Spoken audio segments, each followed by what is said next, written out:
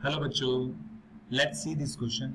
This question says the point masses m1 and m2 are placed at the opposite end of a rigid rod of a length L and negligible mass. The rod is set to rotate about an axis perpendicular to it. The position of point P on this rod through which the axis should pass so that the work required to set the rod rotating with the angular velocity omega naught is minimum is given by. सबसे पहले इस question को हम करते हैं तो चलते हैं इसको क्वेश्चन को की इस क्वेश्चन का जो की कंसेप्ट है वो है बच्चों एनर्जी इन रोटेशन। इसमें एक और की कंसेप्ट है वो है मिनिमा एंड मैक्सिमा जो कि बेसिक मैथमेटिक्स है। चलिए इस क्वेश्चन को ट्राई करते हैं। इस क्वेश्चन में दिया हुआ है एक रॉड है, रॉड का मास निग्लिजिबल है, एक मास यहाँ पे है m2, दूसरा मास यहाँ पे इस एंड पे है m1 और ये परपेंडिकुलर एक्सिस है इस रॉड के और इसको हमें रोटेट कराना है ओमेगा नॉट से। डिस्टेंस दी है इस एक्सिस की m1 से x1 और ये हो जाएगी l माइनस x, राइट। तो अगर हमें इसको रोटेट करवाना है तो कुछ वर्क डन करना पड़ेगा बच्चों। तो अगर वर्क एनर्जी थ्योरम से हम देखेंगे तो यूजिंग वर्क एनर्जी थ्योरम तो हमें उसको वर्क डन देना पड़ेगा एक्सटर्नल फोर्स से चेंज इन काइनेटिक एनर्जी के बराबर। तो वर्क डन एक्सटर्नल जो होगा हमारे पास में वो हो जाएगा final kinetic energy minus initial kinetic energy. तो चलते हैं इसको नेक्स्ट स्लाइड में सॉल्व करते हैं। तो बच्चों सबसे पहले हमें ये पता होना चाहिए कि रोटेशनल में काइनेटिक एनर्जी का जो फॉर्मूला होता है वो होता है हाफ आई ओमेगा स्क्वायर और क्योंकि इसको प्योर रोटेशन करा रहे हैं तो केवल इसके पास में रोटेशनल एनर्जी होगी, काइनेटिक सिर्फ इसमें रोटेशनल काइनेटिक एनर्जी होगी, ट्रांसलेशन काइनेटिक एनर्जी नहीं होगी। तो हमारे पास आ रहा है work done external is equal to final kinetic energy half I omega not square minus initial क्या हुआ 0 हुआ।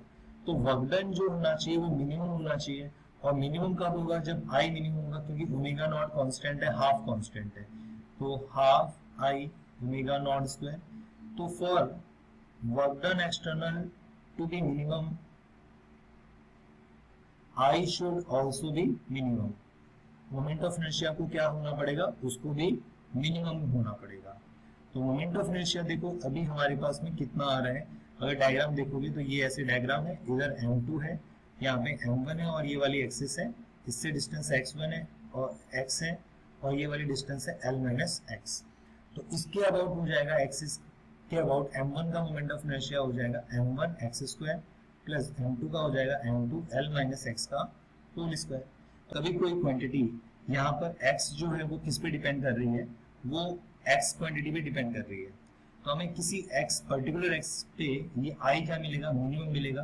तो वो मिनिमम चाहे मैक्सिमम निकालो तो उसका फर्स्ट डिफरेंशिएशन क्या करना पड़ता है बच्चों, 0 करना पड़ता है फॉर मिनिमम और मैक्सिमम, चाहे वो मिनिमम हो या फिर मैक्सिमम हो, ठीक है। तो इसका डिफरेंशिएशन करोगे, उसको 0 रखोगे तो देखो क्या आएगा डिफरेंशिएशन, ये आएगा m1 2x प्लस m2, ये आ जाएगा 2 बाहर कॉमन और यहाँ आएगा l माइनस x माइनस 1, ठीक है। चेन रूल लगाओगे तो यहाँ माइनस x है तो यहाँ पे बाद में ब्रैकेट के बाद में एक और डिफरेंशिएशन करेंगे l माइनस x का, तो क्या आ जाएगा आंसर माइनस 1। तो इसके बाद में नेक्स्ट स्लाइड पे चलते हैं। ये आएगा अपने पास में 0 और ये आ गया m1 2m1 x minus 2 m2 l minus x, ये 2 कॉमन आ जाएगा, हट जाएगा और उधर चला जाएगा m2 l minus m2 x equal to m1 x। तो ये आ गया अपने पास में m2 l is equal to ये उधर जाएगा तो बन जाएगा m1 प्लस m2 ब्रैकेट में x। तो x की वैल्यू क्या आ गई, m2 l upon m1 plus m2। तो हमारा आंसर होगा x का, इनमें हमारा ऑप्शन मिलेगा first. So yes m2l upon m1 plus m2। So I hope this solution is understood to you. Thank you so much. All the best.